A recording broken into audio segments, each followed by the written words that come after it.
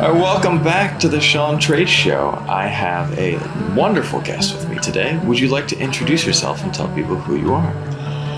Hi, my name is Angie Lucania. I'm a talent manager in Los Angeles with Entertainment Lab.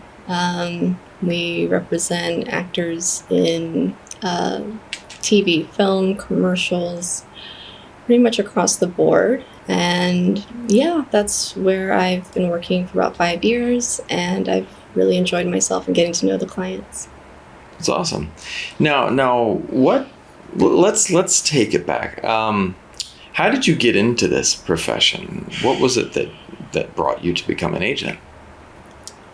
Well, I started as a junior agent, and now I'm in management. But it's pretty much the same stuff, like day to day.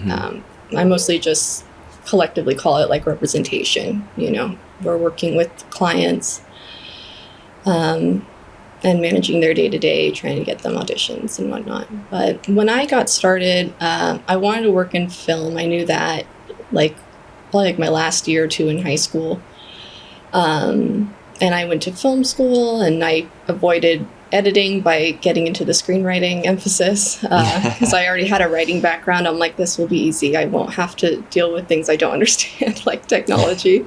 And yeah, I think initially I wanted to work in casting. And then when I got an internship at a talent agency, I realized, I still get to work with actors, and I still, have the ability to see what kind of content's coming through, the pipeline with TV and film. And that was always interesting to me. And my 9-year-old self is like, oh, you get to look at IMDb for a living? This is great, So Right. I get to watch TV and do research. Cool, But yeah, I loved working with the actors. I think personalizing it, and having a relationship with them was a lot more interesting to me than the casting side, because one, I don't have a poker face at all. So I'd have to be it makes sense why there are some actors who are in casting, they can fake it really well. To be honest, I'm like, oh, I don't know if I could do that. But I just liked it. And, in this industry, because it is pretty hard to get into and it's competitive, I got my foot in the door there, and I just kept putting my foot in the door through there until I was inside, and now I'm inside and I'm just hanging out, That's awesome. Well, and it's one of the areas when you look at the industry, there's all these different there's all of these different facets to the industry. And I think one of the ones that's quite often most mysterious is the world of the agents. And it's misunderstood too, because what a lot of people, popular consciousness is, kind of what people think of it. And I mean, and the reality is the most people know about it is a lot of the Ari Gold stuff from, Entourage. And I don't know if that's what you would say is accurate for what an agent's life is like. Yeah. I don't know. I mean, is there that stereotypical aspect of reps? Yeah, I would imagine so. Certainly in the higher ups, I would imagine there are a few big personalities, probably bigger than some of their clients, the egos certainly probably do too. But, I work more in the mid-level-ish kind of area, where it's working actors, and they're struggling like any actor at any level of their career, but it's not so, the high risk aspect, it's very much just like the hustle, and there are reps in this space that are, kind of big personality or what have you.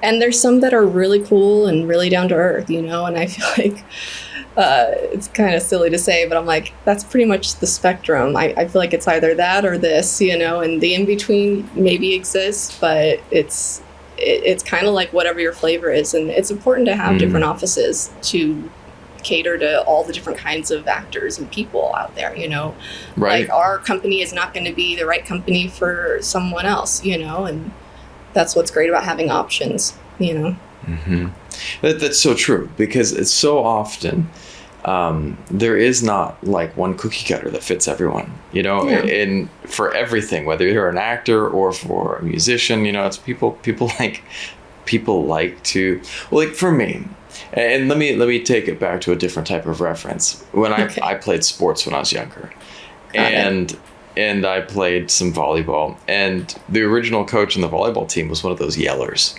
and he's like, "Yeah, come on, guys, you can do this." And I just was like, I didn't respond to that. No, I mean, my mom's a psychologist. I like that nurturing type of how does that make you feel? Oh, yeah, well, next time maybe try this. And I'm like, oh, I respond to that. The yelling, it just didn't work for me. And I think that, like with the world of agents, it has to be the same as well. You have different types of people that need different types of communication strategy, I guess. And care in a certain way and everything. And that's true of, I think, the main difference I think people ask about with agents and managers. I mean, I'm on the management side, and it can be a little more hands-on when it necessitates needing to be more hands-on, and agents less so and more business side, like closing deals and everything else. But I mean, honestly, I've seen across the board different kinds of personalities, regardless of how much you're supposed to give, of yourself. But it's funny you say that, because I grew up in dance, and I joke and say, like, I had an Abby Lee Miller as a dance teacher growing up, early childhood, and it didn't sit well with me either. But I also hate authority, and I'm not great at it, and so it didn't. I got used to it, and I got like a little harder, to do it. But now I feel like I have to kind of balance it, because sometimes a client will need tough love. Yeah, and some will need something sugar-coated, It's trying to figure out what that is. But it's really important to me. And when I sign new clients, I tell them, I'm here for you, but you need to communicate. You're never going to get what you want unless you're communicating what it is you want, both to me, to your peers, to the universe. Like you need to be communicative of what you want. You need to set your intentions, because I'm not going to be able to call you up and be like, hey, what's going on? I caught a weird vibe from your email. I can't do it every time, and it's important that they know within themselves that this is what I need to do. And I have to make those intentions clear. And that's helpful in general, but certainly in acting. For sure. And I think that one of the challenges, like in a lot of professions, is that just in life, we're taught to write, we're taught to, put things on paper, but we're not taught to communicate, like to really, to state intentions. It's like, and, you get so many communications, types of people that communicate that are quite passive aggressive, or even passive in general. It's like, I have one story about a friend of mine that was posting all these posts on Facebook, and it was like, I would really like to be acting again. I'm looking forward to getting back on set. And I was like, oh, hey, well, a bunch of us are working on a film festival projects, and would you like to do something? And he's like, no, that wasn't to say that I wanted to act. That was to say that that was to get my manager, going. I was like, why don't you just sit in front of your computer and type a message? I would like to get more work. What can I be doing? But it was very passive aggressive, and it's comical, but I'm sure that you deal with that sometimes, Yeah.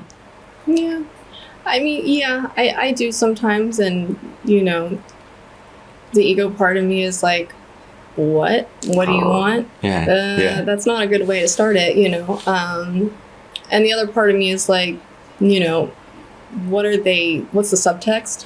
Yes. What's the subtext of what this is? It's usually, anything with ego usually is fear, uncertainty, not feeling good enough, insecurities, which is like all actors and all people, to be honest, but like, the neuroses level obviously is greater, but it's warranted. What you're doing is very vulnerable in a way, and you're putting out a version of yourself in all of what you're doing with performance and what you book. And it's important that messaging is authentic and genuine and not clouded by something that's going on internally within you, because that stuff affects you in the room with casting and even through your tapes. And I try and tell some of my clients that are kind of like, can you look at my tape and see, like some of them have been really insecure about tapes at any level in their career, you know, guest star actors, what have you, are just like, I don't know, I don't think I'm doing it. I used to book the room, you know, and for me, to me, what that means is, well, what kind of work are you doing on yourself? You know, what are you getting into? Are you in therapy? Like, this is a good time to do those things, you know, when you're not so busy in the rat race, like driving from Santa Monica to Glendale, you know, for auditions, you know.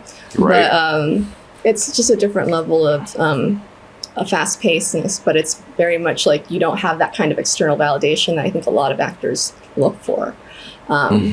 And that's when it just becomes more important to do things from what feels right for you. Don't choose the safe choice. I said that the other day on Instagram, like, you know, because it's predictable what casting kind of wants, but it's like, you need to bring yourself into it, you know? And that starts with knowing who you are, and what that would look like.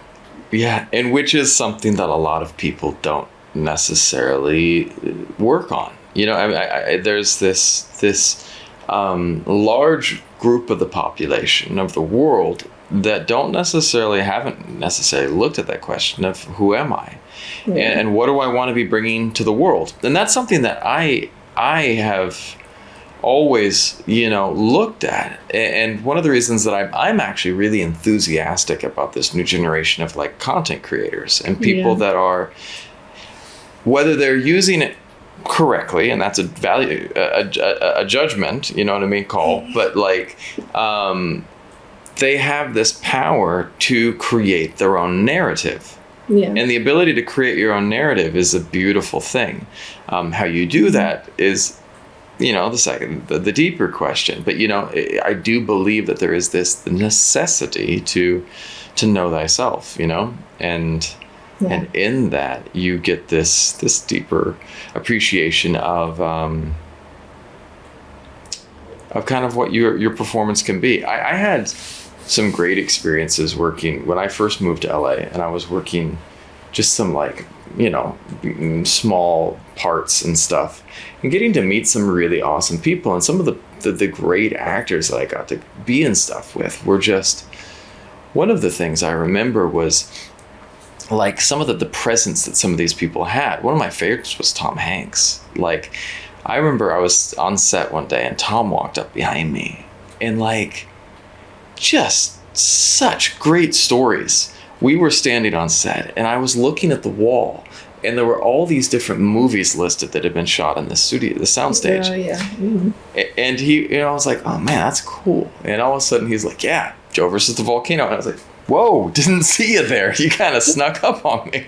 And he just launches into this story. But my point being, it was this introspective personality. There were no pretenses. There was no, it was just this person being chill, being themselves. Well, he was fully present too. Exactly. He's just like, oh, we're standing in front of this board. Let's talk about what's on the board. You know, and it's just that present, you know, kind of that Zen nature, if you want to, you know, throw a label onto it, that in the moment presence that is really special. And it takes time for people to find that. How did you go about finding your Zenness? Oh gosh, so much work. I mean, that's why I can feel for actors sometimes when they don't really show their best self with us sometimes, you know, because I mean, even when I was the assistant at my company, you know, or a client was frenetic, like being late, trying to get like 3 time frames for all these auditions, and got kind of, you know, a little testy or something with me. And I also worked in the restaurant business for 3 years, so like kind of used to that, you know, but gotta get thick-skinned. And they called back and were like, oh, I'm sorry. And I'm like, it's fine. And it's funny because like when I was the assistant, I got a lot of that kind of commentary, like, oh, you always sound so zen and all that. And I'm like, oh no, I'm a hot mess. I'm a hot mess behind this. It's just great because you don't get to see my face. That was why like I was horrible at serving, you know, like I couldn't hide it, but I'm hiding behind this camera, but I can do my voice really well.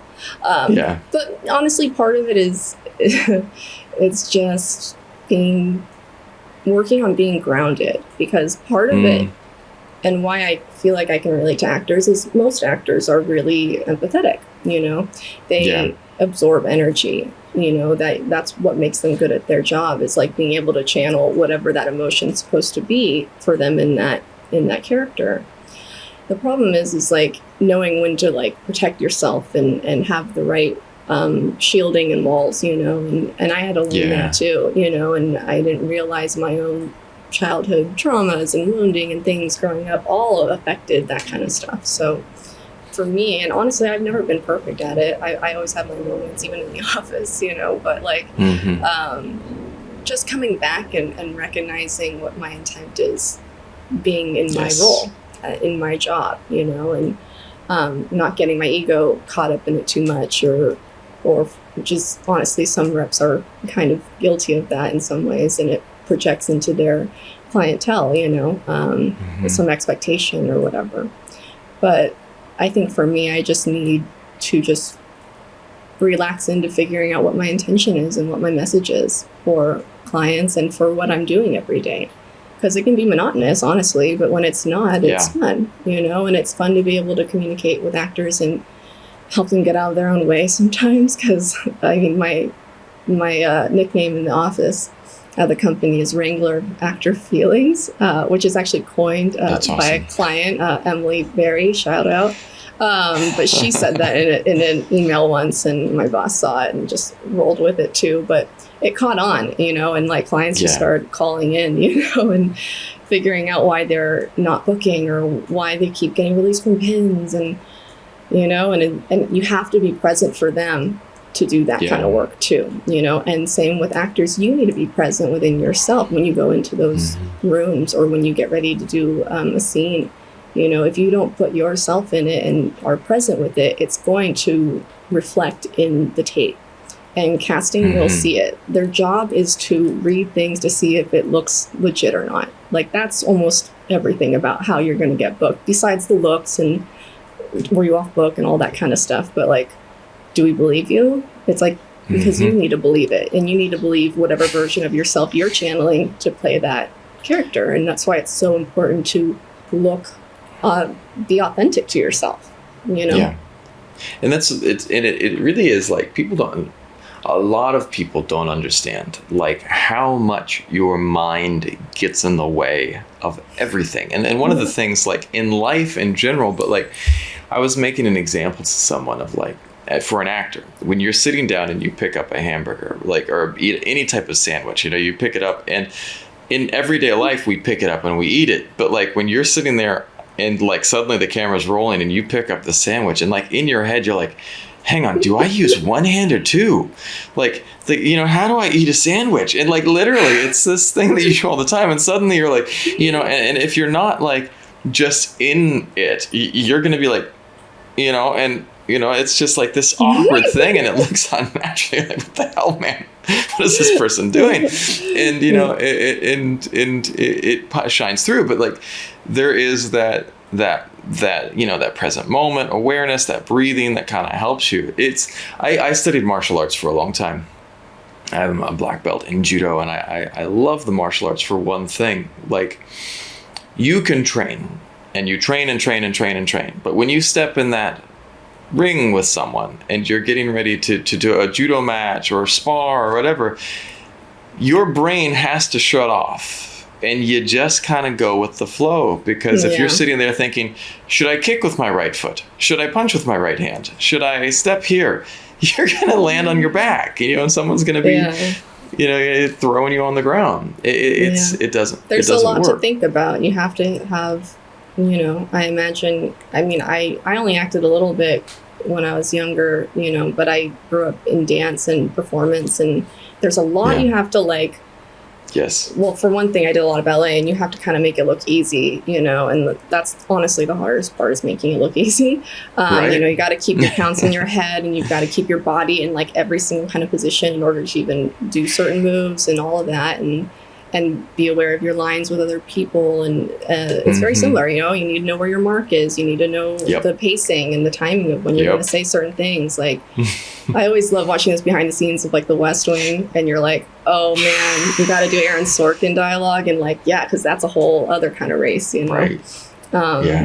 And be considerate of like the energies around you on set. Maybe it's like a really high-strung director, and so you kind of have to, again, be in your own energy so that you can do your job, especially if you're just a co-star one-day thing, and it's like you just want to do your job, do good, and then get out of there, and not create any issues. But then also knowing when you need to put out your energy and get things met for yourself if you are, maybe a series regular on a show, and figure out where your place is. It's a lot to think about. It's a lot of pressure, and so it's even more paramount importance, to know who you are and be really confident in what that looks like for you, and it's okay if you don't know everything, obviously, but it's to know exactly who you are on a soul level and feel like, I know what this messaging is. Because for me, on a macro level, like, I do see actors as messengers. They're here to project and show our humanity to each other. They're mirrors, you know what I mean? And so to know exactly who you are, and what you're bringing to the table, then there really isn't anything to lose confidence over, because what you're doing is unique to you. Even if you feel like, oh, the only roles I go out for are really generic, like, oh, I'm just plot informing, it's like, I think you're thinking too far into, futurizing what you expect you should be having and you should have by now, or, but if you know what your messaging is from the start, then it's easier to kind of know where you want to go with it, And I feel like some of the clients I've had that have, had a lot of success, or big series regulars and stuff, it's like they already know exactly what kind of, like, where they want to fit in. They kind of have an idea of already where they want to go with it, and they know exactly that, well, I'm a comedic type, I'm a character actor, and I love this part, though, it's nice to see that. It's very exciting. It gets us excited as reps, to know that, like, oh no, they have a focus. This is great, because when you don't know, that's when you flounder, and it gets kind of like you're not really sure. Everything you're unsure of, you're futurizing, you're thinking about the past, you're letting your past issues inform your present, you're never present. All of these things come in together, and I'm not saying that to call out any particular client, because the reason I bring it up is because it's so common, like they think maybe it's just them, or they have shields on. I'm like, no, I had like 3 people do that last month, like it's just, it is what it is, but it's a process. And I think that that you hit on something that I loved earlier. Like, what was the subtext? What was because I think that that's the thing that people don't realize. Like, when we get into a place of, the reality is that we are constantly trying to re-exert control over to things, because when we are not in control, and control is this really weird, like, of a thing, because the reality is we're never really in control.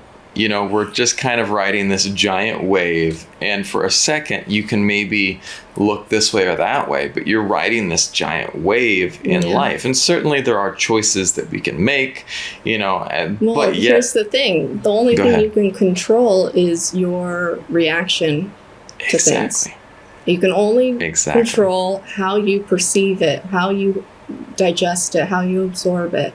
And that's where I think a lot of actors get tripped up by, like law of attraction and mindset and things like that. And even if I did preach that stuff to them a lot, which sometimes I do, depends on who it is, but it's part of like why I can do that. Is it's not just like how The Secret put it out, where it's just like, oh, if you just wish it's going to happen. It's like, no. You have to be in resonance with whatever it is that you're looking to have, which means you have to change how you feel about the circumstance, your feelings about it, your perception of it, not getting caught up in victim mentality or lack mentality, or, you have to be in a sense of like gratitude and then abundance, right? Like, you know, be happy with what you're having right now, and oh my gosh, this is going to turn into this, and this is going to come from here, and but that starts with you and whatever your possible wounding is from growing up, and your programming, and how you perceive other people's attention on you, and or making assumptions about what they're not doing by what they're saying, or what they're saying by what they're not doing for you. You know, like all that kind of dynamic stuff, like that's bigger thing. That's bigger than acting. That's bigger than the industry. But it's a big factor in what gets in your way is figuring out where you place yourself in all of that, because it is kind of true. We do create our own reality in some ways, you know, like there is going to be external circumstances beyond our control in that way. But at the same time, you know, by being in resonance with what it is you're kind of focused on, and just kind of being in a real, and not like love and light positive all the time, but like looking inside, right? You know, like, and figuring what that is. From my own personal example, I remember that when I moved up to LA, and all of a sudden I started getting all this fun work, and it was so fluid and everything was flowing. Then all of a sudden it just froze. Everything froze for me. And I was just sitting there going, what the heck? And no matter what I did, I wasn't making headway. And I had stepped back behind the camera, and I was doing a lot of new media for people. And then I remember this one day I was walking down the street, and I was in this place of like, you know what? If I don't get this job, then I'm going to move back to Southeast Asia because I have connections there. And I remember that moment, and it was terrifying. And it was terrifying to like leave what I had been trying to build and leave where I was at. And I remember I got this call like, hey, we went with another person for this video production gig. And I was like, all right, I'm moving back to Southeast Asia. And when I moved back here, it was like everything started falling into place. And like what was interesting to me was I'm a firm believer that sometimes that you have to follow the flow. And you maintain control over where that flow is leading you. And then I met my wife. My wife is a big superstar here, and she's like, you know, first winner of Vietnam Idol, and she's a pro and a rock star, you know. Right. But when we met, and then of course we had my daughter, and I was like, when I met my daughter, I was like, you know, this was fate pulling me back in, but yet I had to make the choices. And one of the things with my wife is like, my wife taught me all these years about how to be ready for success. Right. And, you know what I mean? And I firmly believe that, like, was I in control? Maybe some. I controlled myself, and I controlled my choices, and I controlled my reactions, like you said. But then I firmly believe that there was like this process guiding me, and, you know, and totally. When you have that intention, you can ride that wave. Because if you don't have that intention though, then, you know, you end up in all types of weird places. And, you know, I see this all the time with clients, you know, and it's okay to get pulled off sometimes when you get distracted by something, you know, and that happens. Same with like if you had like got really close on, you know, I say this with my client. I'm actually at her house right now. We're good friends, you know, and she's like, I'll never forget when you said that, you know, like it was tough love, but I had to hear it, you know. She was like, it was between her and someone else on like the lead of some movie, you know, and you know, she was kind of like, I'm really bummed. I did like 10 callbacks and all this stuff, and we like met with casting, and, you know, a lot of work to go into it, you know, and I just remember, I think I replied to her on email. I'm like, okay, well, it's up to you to make a decision here. Are you going to let this define you, or are you going to dust yourself off and move on? Because if you get caught up in sitting in that, I failed, oh my God, I didn't work out, like, why didn't they like me? If you do that for too long, like you're gonna get caught in the wave, essentially, if we're going to use your metaphor. You're going to get caught in the wave, and then it's going to be like anything in an ocean. It's like you got to ride with it. If you want to come back to shore, you can't fight it, right? And I use the metaphor with some clients that I Zoom with sometimes, where, you know, let's say like you really want to get guest stars and you're not getting them, and oh, I want it too much, but because you really don't want co-stars anymore, and yet it's like if you reach too hard, like let's say you're playing beach ball in the pool, like you push too hard, that wave is going to push the ball away. You know, you got to kind of relax into what you want. Just be relaxed in the idea like this will happen anyway when it's supposed to happen in divine right timing, right? Because if you do reach too hard, then you're telling the universe like you end up focusing too much on what you don't want with everything, and then all the universe hears is you focusing on so much of what you don't want that it keeps giving you what you don't want. You know what I mean?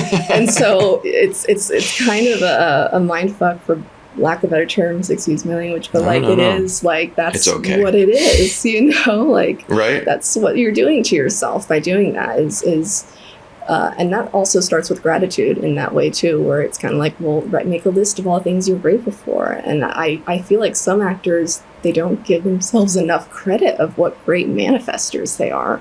I mean, I worked with actors in restaurants, obviously in LA, you know, and there's some who are like typing in their order for their table and see their Subway commercial on TV. And then there's someone who's been in the restaurant with them for years who's still struggling to get their reel together because, you know, the producers aren't giving them their footage. You know what I mean? And it's like to see that trajectory for people, it's like, look how far you've come.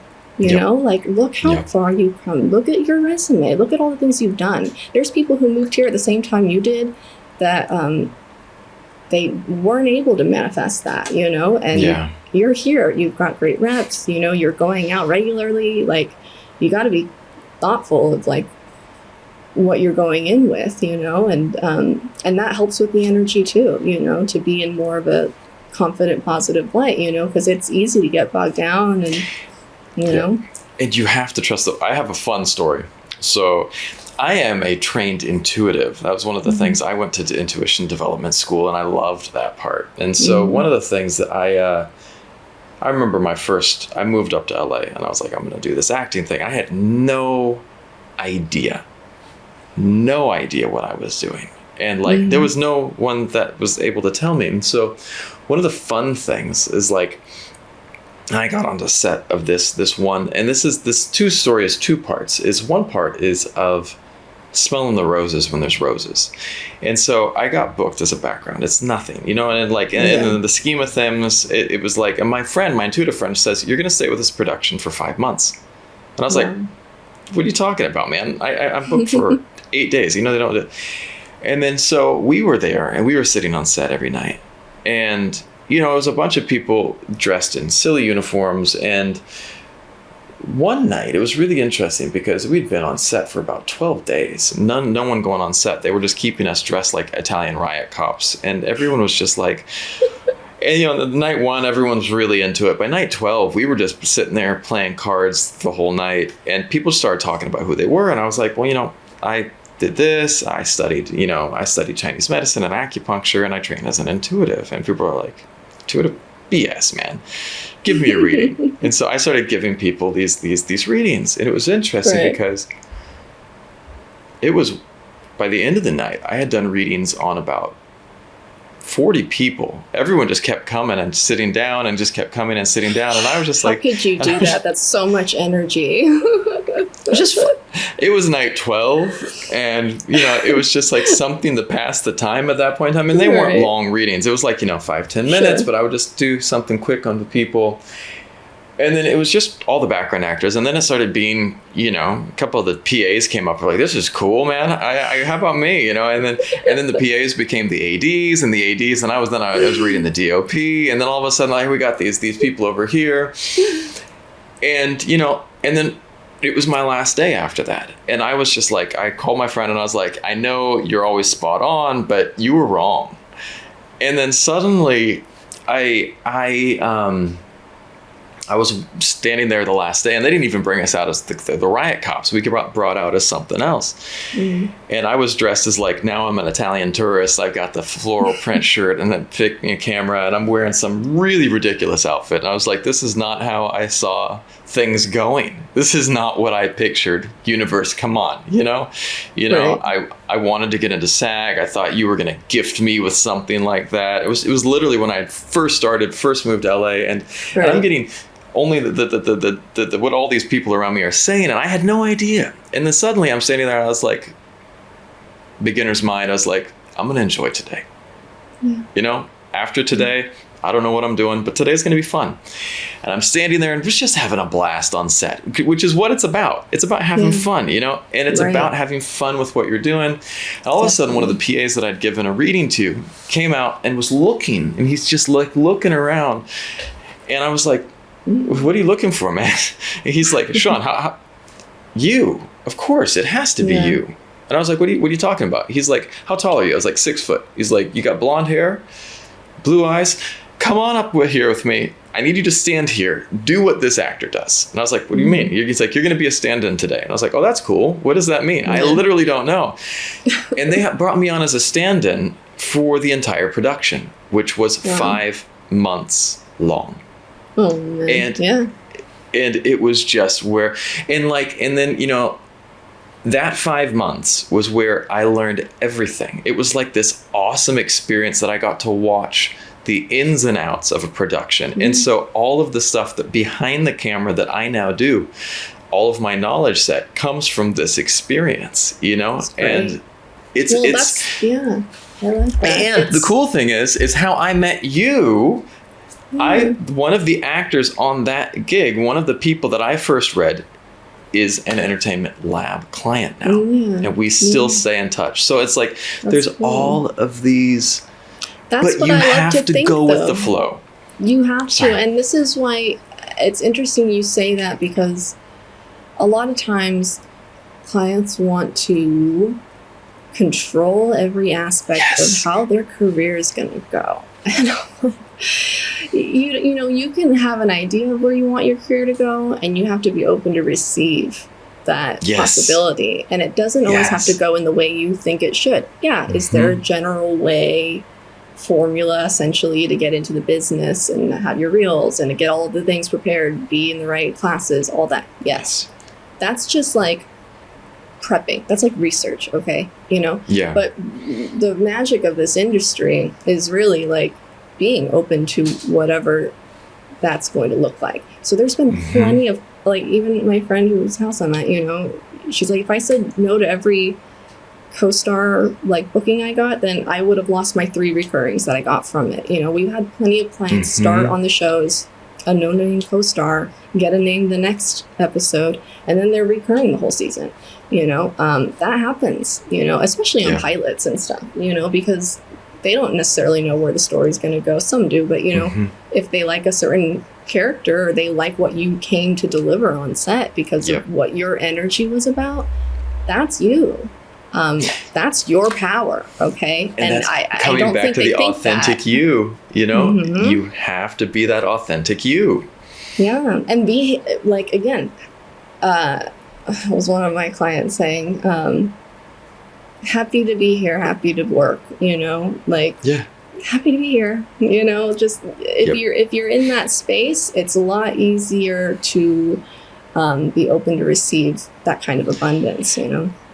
And happy to be here is a gratitude statement, which comes back to that space of gratitude, because, you know, one of the things that we don't know is we think that we have forever, but like literally every single day is a gift.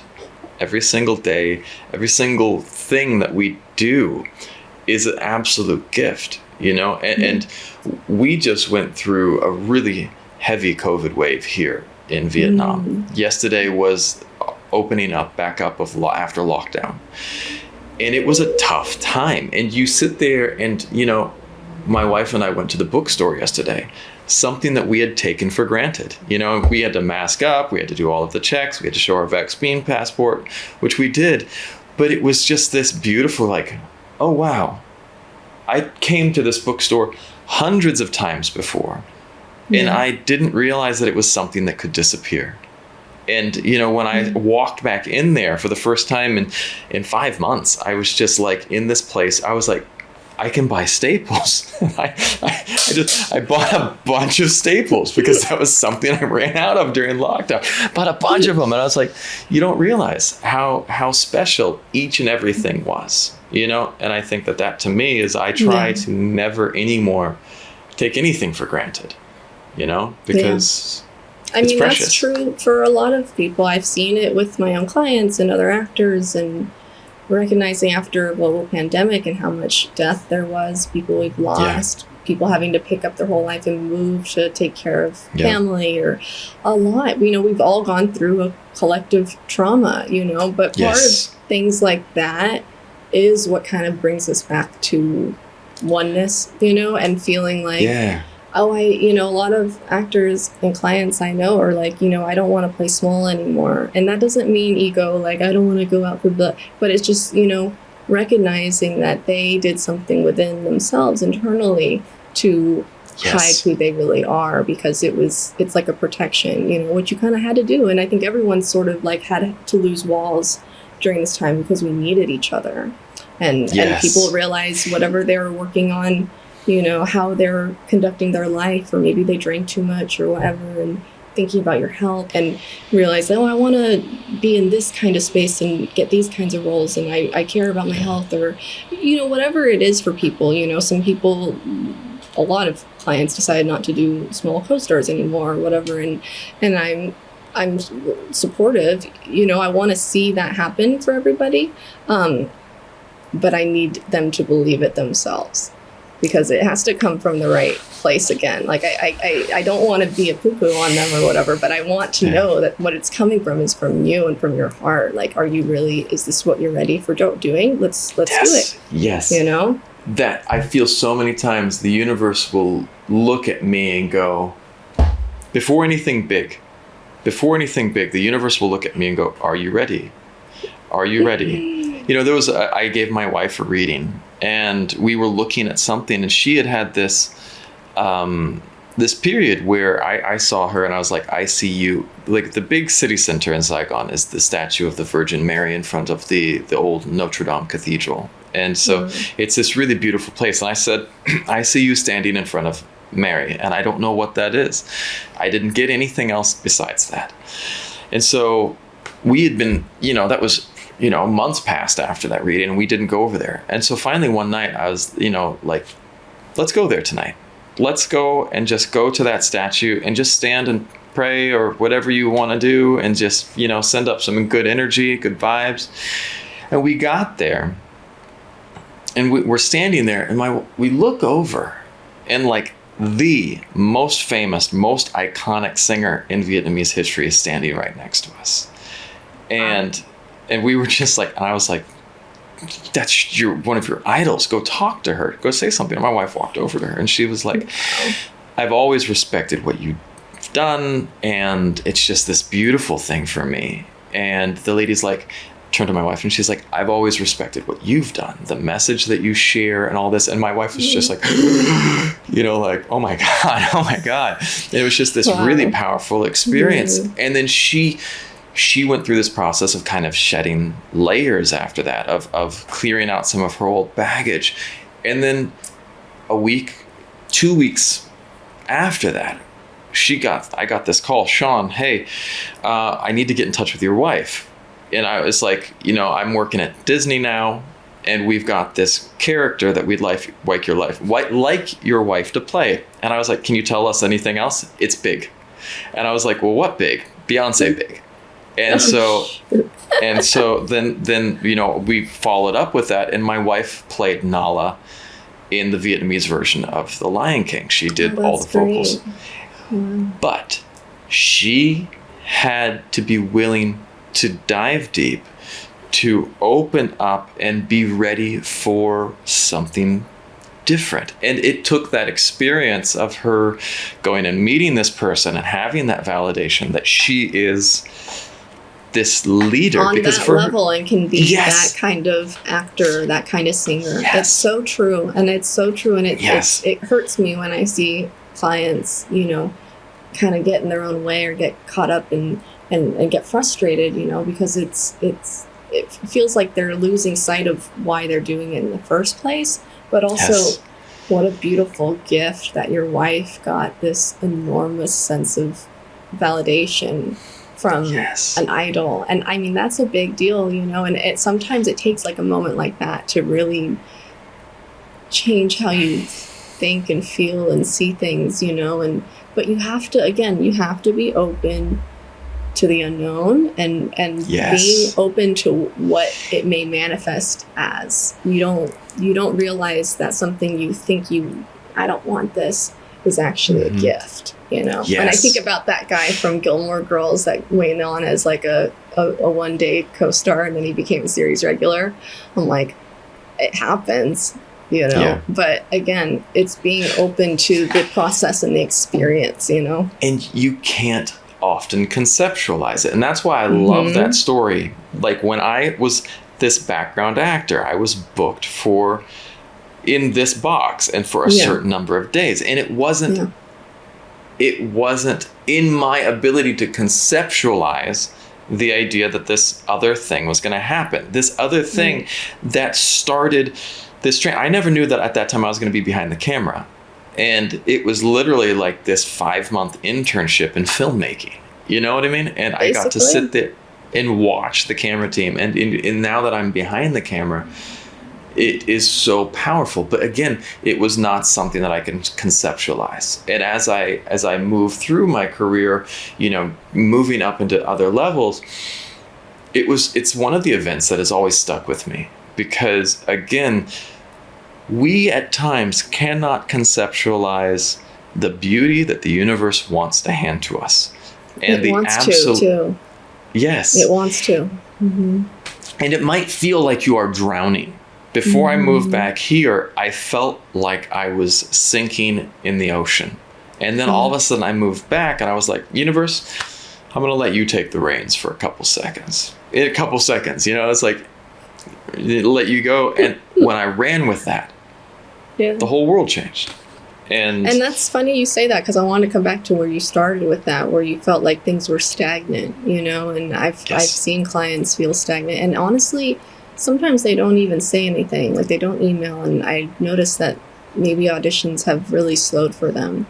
Yes. And personally, in my line of thinking, I don't always share this with them because maybe they think it's a little too woo, but like sometimes I think we make a choice somewhere in our subconscious that like maybe you're not worthy of something, or maybe something's happening in your external world that's distracting you, and so when things aren't flowing with your wave, it may just be your own energy pushing it away because something else is coming, you know. Like I've noticed sometimes clients don't have anything going on and then they finally call up and say, I'm ready to do XYZ, and then things start rushing in, or like nothing happens, it's been really slow for them. You know, they've been on a depressive line for a long time, and that's probably part of why it's not coming, but also because nothing should be coming through or getting in the way of their schedule, because maybe God forbid, like a family member passes away or gets sick and they have to pick up and leave, you know, or but these kinds of energies really affect, like there's an inside joke among the representation community. It's like, oh, you want an audition or a booking? Like book a flight. You know, because when you move your energy away, because it's not even a focus anymore, or you're not pushing it away with too much needing of it, it just comes through because that's the wave is not being jilted, essentially, you know, like, and in general, you know, it happens all the time. I see it all the time. It's like, it becomes not a coincidence after a while. But again, like set it and forget it kind of thoughts with manifesting, you know, it's you have to visualize like being on set for this, or oh, I can't wait for my next gig because I get to do XYZ, or oh, it'd be cool to work with that person that you're like watching on TV, or I really love this show, you know, and you gotta like imagine yourself in it. Like speaking of intuition, sometimes I'll submit and I'll see a client behind the scenes, and as I'm submitting, like I just see them behind the scenes, and not when they're acting, just literally like in between takes and the director's coming up to them, you know, really weird stuff. And then like they'll get an audition and then they'll book it, and I'm like, oh, I just saw like it happening later. And it's happened a couple of times, and sometimes it happens when they get the audition, I'm reading sides or something, and I'll see them in it, and then they'll get it. And it's almost like it's a timeline possibility kind of to me. I'm like, it's 100%. A possibility if your energy's 100%. There, right? 100%. but the energy has to fit perfectly for it to move there, One of my intuition teachers, he was amazing. And one of the things that he pointed out, and there was a really interesting concept that I love that he talked about, is that we will vibrate at like 4 to 6. Mm-hmm. And you'll be sitting there at 4 to 6 on the clock. But maybe this job is from 2 to 7. You know what I mean? And then to be ready for that, there is this concept of growth. And you have to expand, because maybe that job's at 2 to 7. And like the story I told, I was operating at 2 to 6. And my whole conceptualization was 2 to 6. But the thing that I was being handed was, beyond that. And there are many examples, I'm sure that many people have, of you suddenly are able to do that growth. The same thing for my wife. She was operating in this, and then all of a sudden she expanded to here, and this new job came in, And so I think we are constantly in this process of working on ourselves to be ready to expand, to grow, because it's scary. Change is scary for a lot of people, Yeah, and it's a frequency. You have to be at that kind of frequency to match it, and I don't, not a lot of people understand that comprehensively, like they don't in theory. I mean, we're all energy, you know what I mean? Like we all have that feeling, whether you realize it or not, or have word or languaging for it. But when you're aware of it and then it's a lot easier to come back to that center for yourself and be ready to match the frequency when you go into the room, proverbially, because we don't really go in rooms anymore. But you got to be in that right headspace to be open to receive that kind of possibility and frequency. There was a spiritual teacher I used to listen to her podcast, and I think she said something about this. Like, do you think the Justin Biebers and the big, Merrills, or they had to really believe what that they were superstars, they had to, and not from an ego place, but from a genuine, this is part of who I am, and this is part of my path, and being in that space. Because if you're coming at it on ego level, then it's coming from a lack level. I need this, I want this because I'm stuck here, it needs to be kind of no, I'm just here and I'm relaxing into the possibilities, But they also believe they should be there. They have that permission. That worthiness, too. That worthiness that I deserve to be in this room. You know what I mean? And I think that a lot of people don't feel worthy in life. I'm not worthy to have a happy marriage. I'm not worthy to have a new car. And I think that level of worthiness is something that everyone could get a little booster shot of, Definitely. I mean, that's a big part of America's own, wounding in itself, and we're definitely seeing it manifest now with the IATSE strikes, and the film crews realizing and recognizing that we're all, as people, inherently worthy. There is no definition defining that, but we've created systems that make us feel that way because it's a type of control, but to be able to know that, no, I deserve this because I deserve to have an actual life, and create my dreams and my reality, essentially, right? But it's you have to be in that kind of resonance, because that relaxes it into coming towards you and not fighting things. And you start fighting and grinding when you're stuck on a hamster wheel, essentially, trying to work these crazy hours and, constantly compromising yourself for, to survive in this crazy space. And that was such a blessing in disguise. I've been saying, about the pandemic, is it made us all come back to ourselves and be alone and stay 6 feet away from people, to be back in our energy and feel that this is not working for me anymore. And we've all done that on a collective level. And now we're seeing it manifesting with these strikes and with, pushback in other parts of industry, and seeing the disparity and inequality and realizing no, we want better. And we need to do that together. And we need to do that from, kind of a selfless place in some ways, but it does start a little bit with doing things that are good for you and for yourself. And if that means, you know, you're going to go back to doing XYZ here, or you're going to move back home and do this, or maybe you're just going to quit this industry altogether or just try something new. And you know, you released control in your own way by saying, whatever idea I had about what my journey is going to be is different now. And then you moved to the other side of the world and met your family, you know, and that's like beautiful, you know, and I want that for my clients and I want that for everybody, you know, but it takes a lot of work on yourself to know that's what you need to do, you know. Yeah. And it takes listening. It takes listening to the signs and listening to the little voice, you know. Synchronicities. 10 years I had dreams about moving back here. And then, you know, lately I've been having dreams about returning to the States, and like this really core subcurrent of seeing me back in the States with my family. And so I listen to my dreams. That's the most important thing to do for me. When I don't, I get stuck in a bad place. Now, before we wrap up, do you have any last wisdom that you want to impart on people? Oh, I don't know. Wisdom drop. Wisdom drop? I don't know. It's funny to say it like that. I mean, gosh, I have to think about that. Good thing you can edit this. Right. Drink my water and find out. Well, maybe this way. I can frame it a different way. If you could go back and talk to a younger version of yourself, and we're not talking change events, but give a younger version of yourself some advice, what advice would you give yourself? I've done that one before. It's funny because I'm going to be 31 next week, you know, and so it's usually a time for everyone to kind of like think about, you know, your life so far. And I've done a lot of work on myself, you know.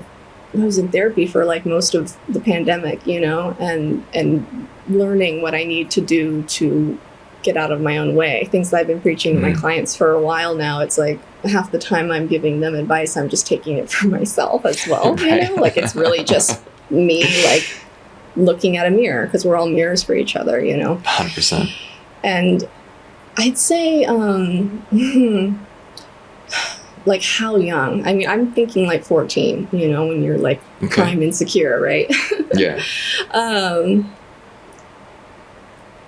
Let down the walls and just be, don't be so hard on yourself, and don't give a fuck as much, you know, like don't feel so defensive for, you know, what it is you're wanting to feel and be genuinely, you know, and yeah, like don't fight yourself too much, you know.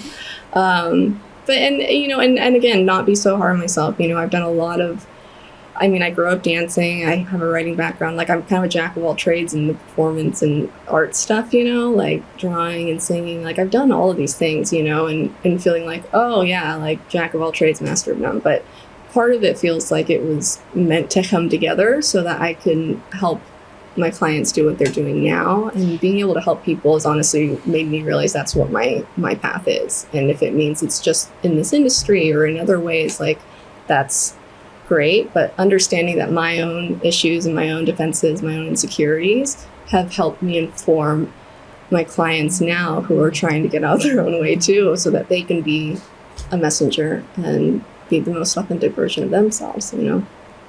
I love that.